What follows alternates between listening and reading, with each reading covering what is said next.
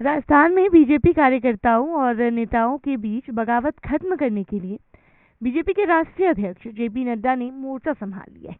राजस्थान चुनाव के लिए उम्मीदवारों की पहली लिस्ट जारी होने के साथ ही बीजेपी में बगावत के सुर जो हैं वो तेज हो गए हैं और कई जगह प्रदर्शन भी हो रहे हैं। इस बीच नड्डा ने सोमवार यानी कि कल उदयपुर और जोधपुर संभाग में मीटिंग ली।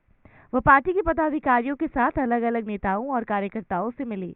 नड्डा ने उदयपुर संभाग में पार्टी के पदाधिकारियों के साथ बैठक की, जिसमें वसुंधरा राजे भी मौजूद रही। बीजेपी उम्मीदवारों की पहली जो लिस्ट है वसुंधरा राजे के करीबी उसमें शामिल नहीं थे, जिसको लेकर के वसुंधरा राजे खेमे के जितने भी उम्मीदवार हैं उन्होंने खूब प्रदर्शन किया। मीटिंग में राजे की मौजूदगी से कयास लगाए जा रहे हैं कि पार्टी उन्हें मनाने की कोशिश में जुट चुकी है और गुटबाजी खत्म करने के फॉर्मूले पर बात कर रही है। मीटिंग में मेवाड़ की 28 सीटों को लेकर बात हुई। पिछले चुनाव में बीजेपी इनमें से 15 सीटें जीत गई थी। नड्डा ने उदयपुर और जोधपुर संभाग में करीब 500 से ज्यादा नेताओं और कार्यकर्ताओं से मुलाकात की।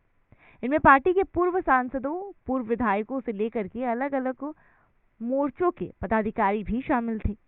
नड्डा ने जिला अध्यक्षों और पूर्व जिला अध्यक्षों से भी चर्चा की। जोधपुर संभाग के कुल 33 सीटें, जिनमें से पिछले चुनाव में बीजेपी और कांग्रेस दोनों के खाते में 15-15 सीटें आई। बीजेपी ने भी यहां सिर्फ एक सीट पर उम्मीदवार का ऐलान किया है और उन्हें भी कार्यकर्ताओं के विरोध का सामना करना पड़ा है।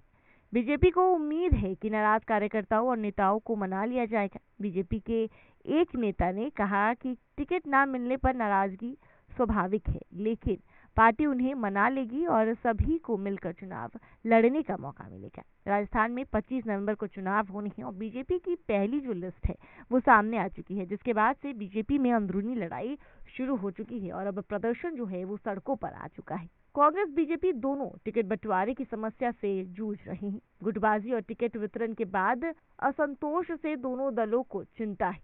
चिंता का कारण सिर्फ यह नहीं कि ऐसे बागी उम्मीदवार दोनों दलों के समीकरण को प्रभावित कर सकते हैं, बल्कि राजस्थान ऐसे राज्यों में शामिल है जहां निर्दलीय उम्मीदवारों के जीतने का ट्रेंड रहा है।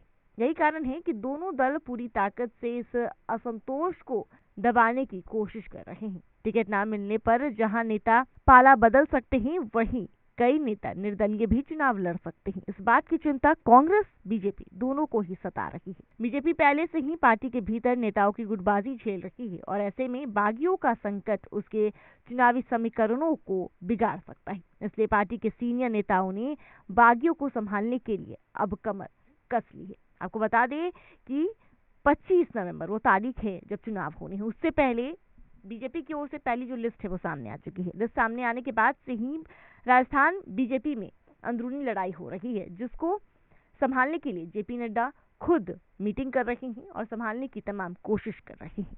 अब ऐसे में देखना काफी दिलचस्प होगा कि इसका जो रुझान है वो क्या निकलता है।